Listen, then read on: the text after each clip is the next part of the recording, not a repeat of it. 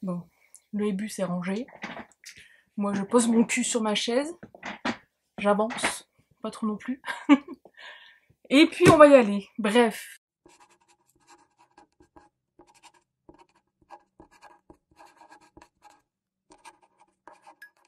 Hello, hello, j'espère que tu vas bien. On se retrouve aujourd'hui pour une nouvelle vidéo. Et comme tu as dû le voir, c'est un petit update.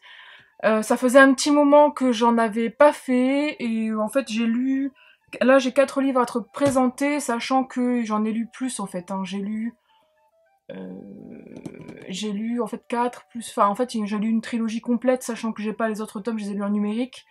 J'ai lu 3 tomes en plus. Donc, bon, bref, on en reparlera après quand je te parlerai du premier tome que j'ai ici en physique. Du coup, un petit update lecture, parce que ça fait longtemps, et je vais pas trop attendre trop longtemps non plus, sachant que je lis pas beaucoup, énormément. Beaucoup, énormément, oui, ça veut tout dire. Mais en ce moment, en fait, j'ai un rythme qui est un peu plus ralenti, c'est normal, j'ai repris le boulot et tout, enfin... Et puis ça dépend des lectures en fait. Mais globalement, il y a une très très bonne lecture, il y en a des... il y en a une qui est décevante. Tu as dû voir de toute façon dans la vignette, mais on va parler de Midnight Sun aussi aujourd'hui. Bref, on va commencer par le premier parce que j'en ai pas parlé et c'est vrai que...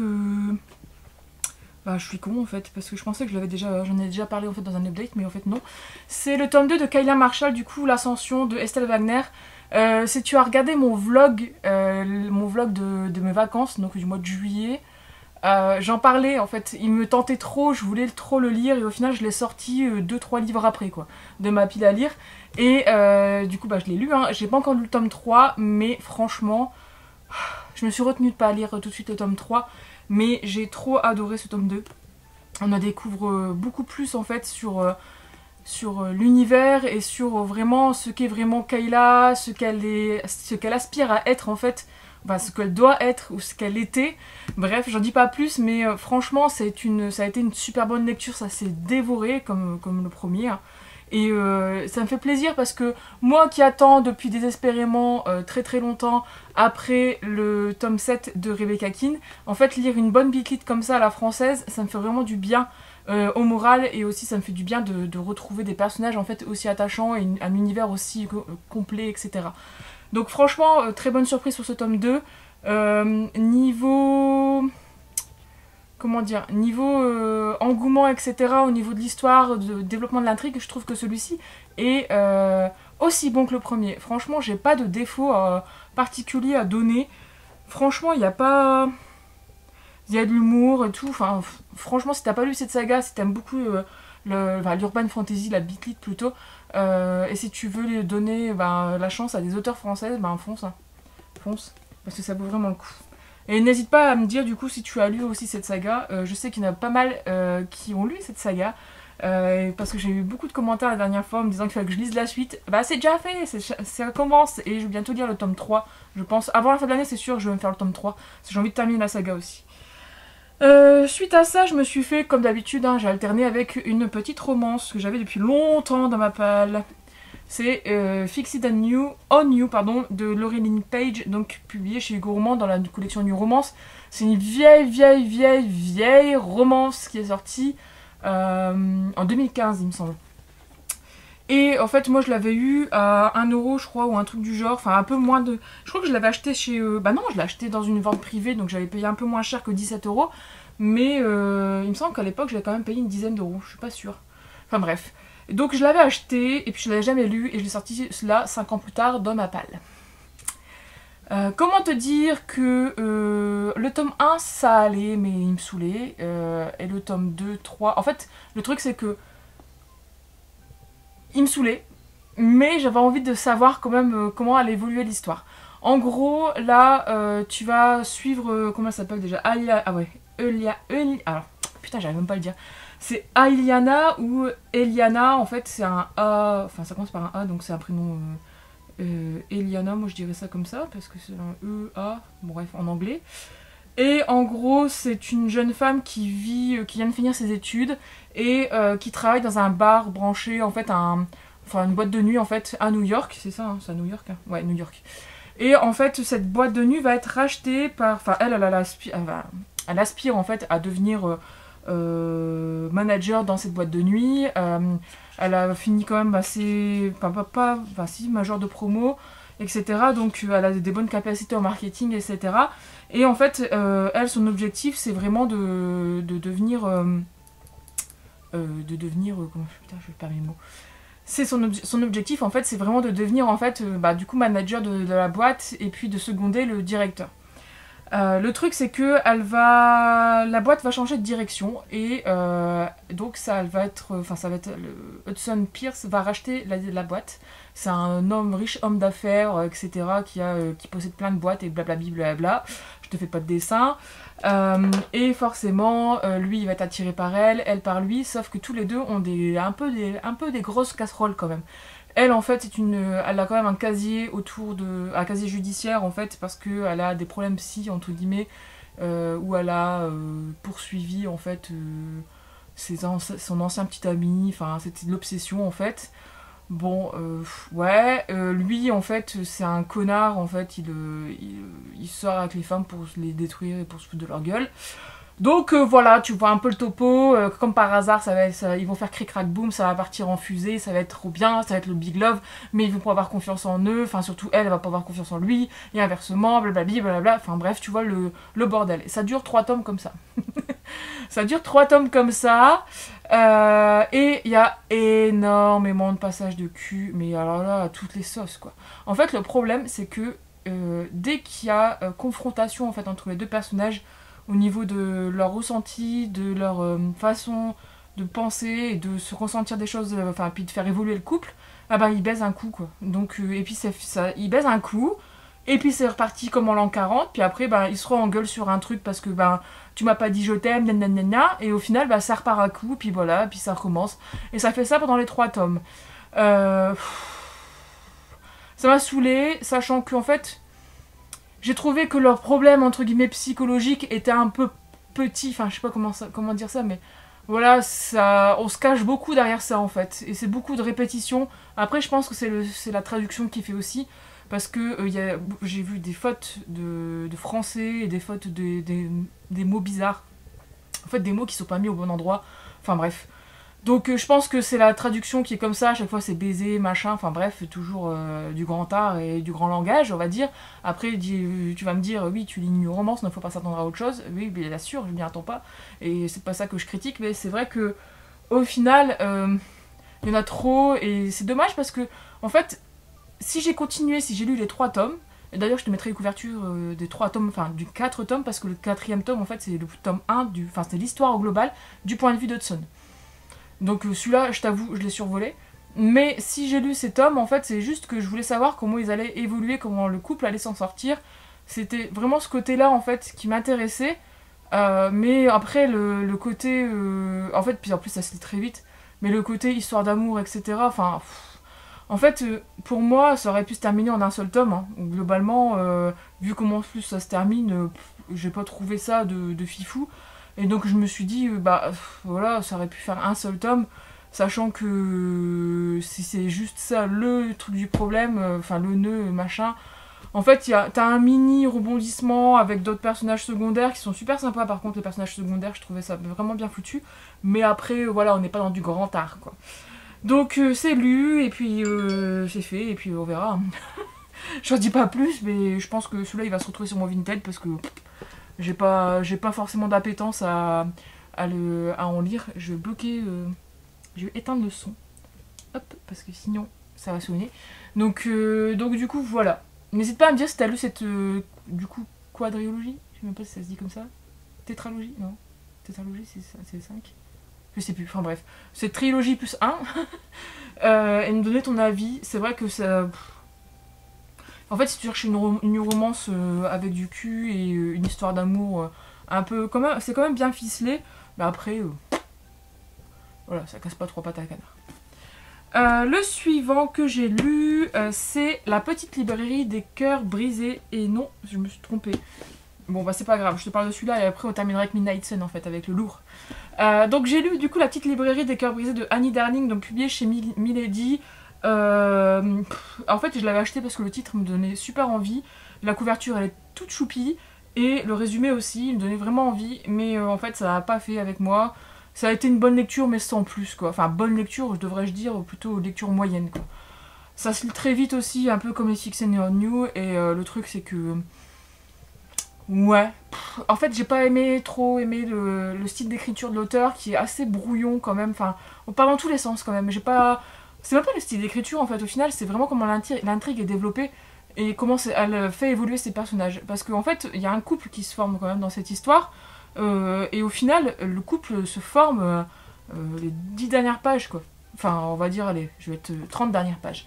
Et je trouve ça un peu dommage parce qu'au final, ils peuvent pas se blairer pendant tout le long et d'un seul coup, pouf. Donc, je vais te faire quand même un résumé. Là, tu es à Londres, dans une petite librairie en fait, où tu vas suivre Posy, qui est une jeune femme qui vit en fait au-dessus de la librairie avec son petit frère. Ses parents sont décédés il y a 7 ans. Et donc, elle vit au-dessus de la librairie. La librairie est gérée par une dame qui s'appelle Lavinia ou Laviena, ou je sais plus. Bon bref, une vieille dame qui va décéder et qui va léguer en fait du coup la librairie à Posy, mais aussi à son petit-fils Sébastien. Sébastien qui est la terreur de l'enfance de Posy et qui est devenu un riche homme d'affaires qui travaille dans le numérique, etc. Qui a créé des sites internet de rencontres, etc. Donc il est perçu par tout le monde et même par Posy comme un connard prétentieux, collectionneur de femmes, etc. etc. Qu'il faut aller dans son sens, etc. Donc Posy, elle récupère comment ça s'appelle, la librairie. Elle récupère la librairie et en fait, du coup, la dame qui décède lui dit faudrait essayer de la sauver parce que la librairie quand même se casse la gueule. Hein. Et donc l'idée de Posy, en fait, c'est de faire une librairie orientée 100% romance pour les amateurs de romance, que ce soit de la romance historique, de la romance contemporaine, du new adulte, etc. Et donc c'est retaper un peu la librairie et proposer vraiment ça au côté spécialisé sur ça. Sauf que Sébastien vient mettre son grain de sel et Sébastien lui veut que la librairie soit spécialisée dans le polar. Parce que ça marche bien, etc., etc. Donc voilà, et ça va être la guéguerre, ça va être... En fait, c'est mignon comment ça se passe entre les deux, comment ça se passe entre guillemets entre les deux projets qui veulent prendre vie en fait, et voilà.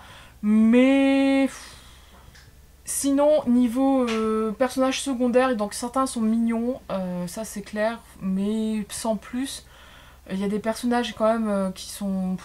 En fait, j'ai détesté le personnage de Sébastien. C'est simple, je l'ai trouvé hyper un peu sexiste, un peu dégueulasse. En fait, j'ai pas aimé le côté direct en fait de chaque personnage, même de Posy en fait. J'ai pas aimé en fait, j'ai trouvé ça un peu... Il y a même pas de cucu en fait au final, c'est même pas un cucu, c'est... Ouais, enfin franchement j'ai pas aimé en fait, j'ai pas aimé plus que ça les personnages et pourtant il y avait du potentiel. Hein. Moi je trouve que si ça avait été plus tourné sur vraiment les problèmes de gestion de projet, sur les problèmes de comment on fait pour reprendre une entreprise, en même temps qu'on ait la comédie romantique à côté, là clairement on l'a pas. Donc clairement c'est pas ça matche pas. Moi ça n'a pas matché. Pour te dire, je pense que je vais pas lire les tomes suivants parce qu'en fait les 2 tomes suivants sont sur les 2 personnages féminins, je pense qui sont des amis de Posy qui travaillent à la librairie. Et il y a un tome sur Noël et franchement si ça se passe comme avec celui-là au niveau de la fin, c'est même pas la peine. Passons au suivant et au dernier de cet update, c'est Midnight Sun de Stephanie Meyer, publié chez Hachette. Voilà. La grosse bricasse que tout le monde a attendu avec impatience pendant quasiment 12 ans, je crois. Que tout le monde a lu la version PDF quasiment qu'il y avait sur internet, qui avait fuité à l'époque. Enfin, en tout cas, moi je me souviens que j'avais lu les premiers chapitres, mais j'avais pas lu tout parce que. Voilà. Et en fait, je pensais qu'il allait sortir, j'avais espéré qu'il sorte en fait. Je n'avais rien à faire de la version PDF. Et donc, Stephanie Meyer a fait le plaisir de ressortir cette version en version papier et puis de le terminer aussi, accessoirement. Donc, que te dire, je vais pas te faire un résumé, mais là, on est clairement en fait sur Twilight, le tome 1, du coup, donc Fascination, du point de vue de Edward. Voilà, tout simplement. On m'a dit sur Insta que c'était du point de vue... Enfin, en fait, c'était du tome 1 au tome 4, mais au final, non. Au départ, ça m'avait vraiment fait plaisir, parce que je m'étais dit 800 pages. Ça peut être pas mal quand même d'avoir d'autres parties de... Comment dire, du point de vue d'Edward que son tome 1, que le tome 1 en fait. Mais non, c'était que le tome 1 en fait, donc bon. Comment te dire que le tome 1 original, il fait... il est où d'ailleurs? Je l'ai, mais... je sais plus. Bon, il fait 400 pages, je crois. Et en fait, il fait la moitié, quoi. Donc j'ai moi pas comprendre, en fait, que d'avoir... Enfin, si, maintenant, une fois que je l'ai lu, j'ai compris. Mais je comprenais pas pourquoi il y avait 800 pages pour un tome 1. Alors, que te dire? Alors, franchement, la première partie, j'ai adoré de replonger, en fait, dans l'univers. J'avais pas fait une relecture de Twilight, moi, avant. Donc, enfin, de Fascination. Donc, du coup, j'avais adoré. Retrouver l'univers, retrouver Bella, retrouver Edward surtout, c'était le but, hein. Retrouver vraiment l'esprit en fait de cette saga quand même qui a été un coup de cœur pour beaucoup de personnes à l'époque. Mais en fait, arrivé à 400 pages, en fait, clairement on n'avançait pas quoi. Edward n'avait toujours pas dit Bella n'avait toujours pas comment dire, déduit que c'était un vampire, enfin toutes les choses comme ça quoi. Et là je me suis dit mais c'est long. En fait, le problème c'est d'Edward, c'est qu'il parle beaucoup. Il y a beaucoup de passages en fait qui pour moi ont été inutiles. Enfin, c'est bien de les avoir, hein, mais clairement moi ça m'a rien apporté de plus et clairement ça rien change ça change rien en fait à ma perception de l'histoire quoi. D'avoir des passages sur quand il va voir des cousines ou je sais plus quoi. Enfin bref, il y a des passages comme ça, il y a des chapitres clairement qui sont inutiles, voilà, et qui rallongent encore plus. Et je comprends pourquoi il fait 800 pages au final. C'est ce que je te disais. Et le truc, ce qui est flippant quand même, c'est quand même le côté très stalker quand même d'Edward. Je me rendais pas compte que c'était autant en fait dans le tome 1 du point de vue de Bella. Et clairement, je me suis dit putain, mais. Et en fait, il m'a saoulé. Voilà, à un moment, Edward m'a saoulé. C'était oh oui, mais je peux pas l'aimer parce que sinon j'ai envie de la bouffer. Mais j'ai envie de la bouffer, mais elles sont tellement bonnes que c'est pas que de l'envie de la bouffer, c'est de l'envie de la sentir, c'est de l'envie de l'aimer. Enfin, au bout d'un moment, en fait, j'en ai eu ras le cul. Il m'a saoulé. Franchement, tu te décides ou tu te décides pas. Mais en fait, il se posait plein de questions de midi à 14h sur toujours la même chose, mais d'une façon détournée à chaque fois. Et voilà, en fait moi je m'attendais quand même à avoir des choses plus intéressantes du point de vue de son quotidien, de sa façon de vivre avec les Cullen, avec les autres Cullen, pardon. Avoir plus de choses sur ses échanges avec Carla, il y en a un petit peu, mais voilà. Renesmee, elle est hyper maternelle, etc. On le voit, mais en fait c'est encore d'un point de vue... je trouve que c'est froid en fait. Edward, certains passages, il était quand même froid en fait, vis-à-vis de ses frères et sœurs, etc. Pareil, Rosalie, bah, on sait qu'elle fait la gueule, mais au final, elle fait la gueule, ouais, elle fait la gueule. Ok, donc franchement, ça a pas été... franchement, pour te dire, la fin, je l'ai survolée parce que je connais la fin, et au final, j'en ai eu marre, franchement, j'en ai eu marre, 800 pages pour ça, j'ai eu l'impression qu'en fait, c'était une tannée, en fait, ça a été une tannée pour moi lire la fin, autant que je pense que pour Stephanie Meyer, c'était une tannée pour l'écrire, pour le terminer. Je pense que c'est ça. Je pense qu'en fait, il aurait fallu que je mette 12 ans à le lire. Non, je déconne, mais franchement, oui, c'est très bien, si tu veux retrouver l'univers, etc., il faut le lire, mais faut pas t'attendre à avoir quelque chose de rythmé, qui punch, etc., parce qu'au final, la majorité du bouquin, c'est Edward qui stalk Bella. Franchement, hein, il la suit partout. Il rentre dans sa chambre et tout, enfin c'est un truc de ouf. Enfin on le savait, hein, mais c'était pas aussi bien expliqué et du coup là on l'a et voilà. Ce que j'ai trouvé con, c'est que il y a des passages en fait qui sont en fait le passage quand on va dire quand Victoria, James et Laurent arrivent très tard et en fait les Cullen n'ont pas de soupçons quoi. Alors que clairement, si mes souvenirs sont bons, Alice a quand même des visions en amont dans le point de vue de Bella, enfin dans le roman du point de vue de Bella, et il se passe des choses quand même bizarres à Forks en amont en fait du point de vue de Bella, alors que là, cric crac boum, ils font un coup ils jouent au baseball et puis ça y est, ils arrivent. J'ai trouvé ça un peu con parce que au lieu de nous faire des putains de passages là où on se fait chier, où clairement ça n'apporte rien, et voilà, bah non, on a coupé là et puis on nous met ça maintenant, enfin bref. Donc franchement, mitigé et... franchement, je pensais que ça allait être la lecture de l'année. Hein. Mais au final, ça ne l'est pas du tout. Je m'attendais... En fait, le truc, c'est qu'au départ, je me disais, ouais, j'aimerais bien avoir le tome 4, parce que j'aimerais bien avoir son point de vue. Quand Bella... Enfin bref, je spoil, mais tout le monde a dû voir Twilight, mais quand elle est enceinte, quand elle accouche, quand elle se transforme et tout, et je voulais trop avoir son point de vue à lui. Et en fait, en lisant celui-là, je me suis dit, au fur et à mesure, en fait, je me disais, ouais, non, mais en fait, s'il parle tout le temps comme ça, si en mode, ah ouais, mais non, je veux pas la transformer parce que c'est pas bien, nanana, faut pas qu'elle se transforme parce que il faut qu'elle vive sa vie d'humaine, blablabla. Oh là là là là, il m'aurait saoulé en fait. Donc au final, même s'il y a un tome 4 qui sort, ou même les autres tomes, je les lirai pas. Parce que franchement, il se pose trop de questions. Il se pose trop de questions. Trop de questions. Voilà, franchement, j'ai pas d'autre chose à dire à part que première moitié, oui, mais quand ça devient trop long, fuis. Fuis. Voilà, j'ai que ça à dire. N'hésite pas à me dire ce que t'en as pensé, mais j'ai vu que la majorité des personnes avaient à peu près le même avis que moi sur ça. Enfin, en tout cas, j'ai échangé avec des personnes qui étaient dans la même situation que moi, qui traînaient la patte pour le terminer. Donc, n'hésite pas à me dire ce que tu en as pensé. Donc voilà, c'est terminé pour cette update lecture. J'espère qu'il t'a plu. Comme d'habitude, si tu as lu un de ces livres, n'hésite pas à me dire celui que tu as lu, puis en discuter avec moi, comme d'habitude. Si cette vidéo t'a plu, comme d'habitude aussi, tu peux mettre un petit pouce bleu, ça fait toujours plaisir. Et si tu n'es pas abonné à la chaîne, pareil, si tu aimes bien, et si tu as envie de voir d'autres vidéos, ben je dis pas non.